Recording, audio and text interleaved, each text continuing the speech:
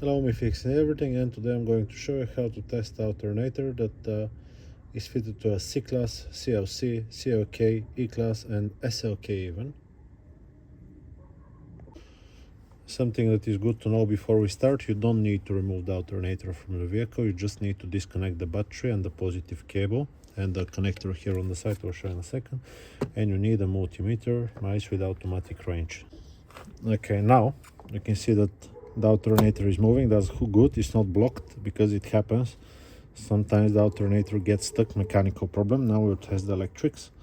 What you need to do is remove the 13mm nut from here, remove the cable, the positive wire, don't forget to disconnect the battery, remove the communication wire here, unplug it, and now here sometimes there is 8mm nut, sometimes there is not, sometimes there is like a retaining clips. This plastics gets removed like this. This is the voltage regulator, remove it with 7mm socket, yeah, like this. Here usually there is a cap, this one goes to the side. Now quickly we're gonna check the rotor. You can see it right here, yeah.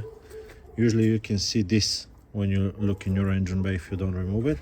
We're looking for 2 to 3 ohms when we get the probe. I'll just put it on so it does not beep. If you see the screen, 2.5 ohms. From 2 to 3 ohms is okay.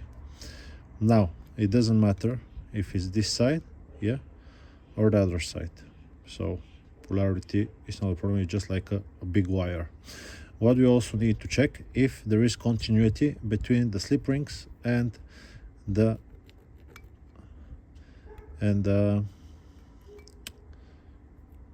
casing of the alternator. This is 16 mega ohms, so that's okay.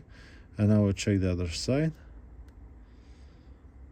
14, 17 mega ohms, that's perfectly fine. Mega ohms is a very large number, so it's like nothing. Now, next thing we're going to check is the rectifier bridge. What you want to do: take the negative probe, black one, put it onto here.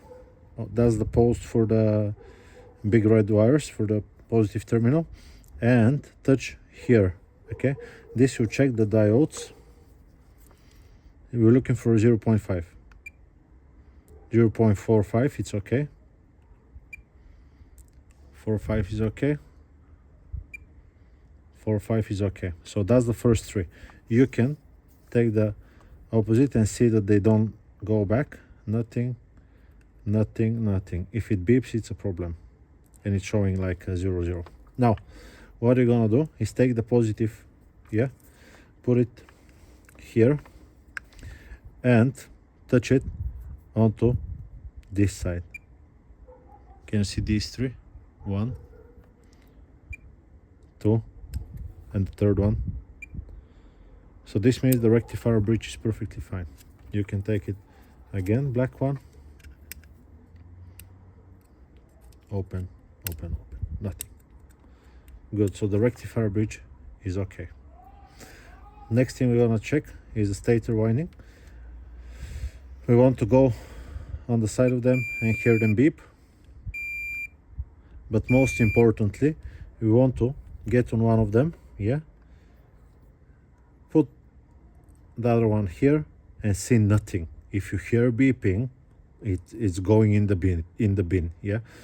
If it's shorted to the wall, because it is possible, most possible if you ask me, it's going to the bin. So this is okay. This whole thing should work perfectly fine.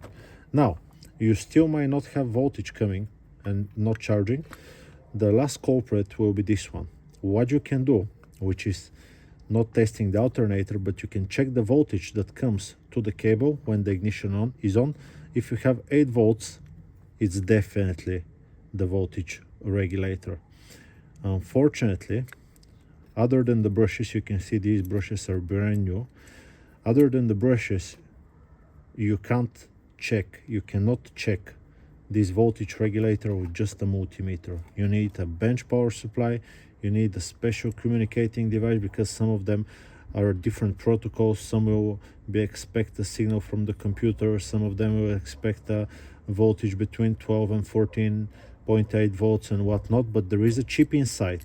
Yeah, there is a chip with almost like 15 wires inside, so you cannot check the voltage regulator with a multimeter. If you know way, tell me, I'll be very happy to see. But that's generally what you can check on your alternator. Stator is okay, it's not shorted. Rotor is okay, it's not shorted. Rectifier bridge is okay. Brushes, look how long they are, perfectly fine. Other thing, it's the signal to the voltage regulator. I hope this video, and it turns. This one is not the best, yeah. You can hear the bearing, but it does work. So that's how you can test. Some of them are 100 amperes, this is 170, some of them are a little bit less, but they're exactly the same. Yeah, I hope this video is being helpful to you. I'll just put it back now, and I will see you on to the next one. I'll be happy if you leave me a comment, or even if it's negative, I might not reply, but I'll still read it. That's it. Bye bye.